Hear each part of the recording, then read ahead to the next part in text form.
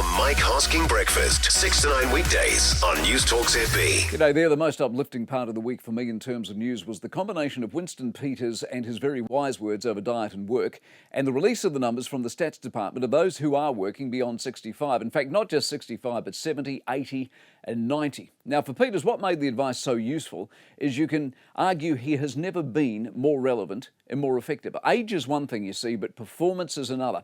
Now, take politics out of it for a moment. He would be surely the match for anyone in the current political game. There would be few, if any, that would question his work ethic, the miles he's covering, the effort he's making in putting us back on the international map, and he's doing it at the age of almost 80. See, the trouble with age is we still focus on a number. I mean, say whatever you want about Trump, but he's a very good 78, while Biden was very poor 82.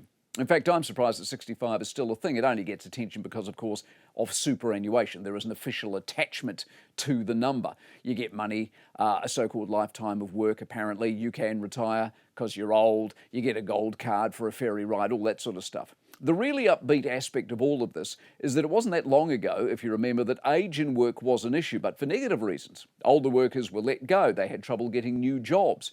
Roles for women of a certain age in Hollywood became a thing. It all seems to have been reversed, and dare I suggest it has been helped by the reputation, whether real or imagined, that the so-called new generation aren't really that interested in work these days. COVID basically ruined a lot of us. Work-life balance became a thing, work from home became a thing, quiet quitting became a thing, and as more and more younger people moaned and complained and slacked off, the diligence, consistency and institutional knowledge of the older worker increased in value.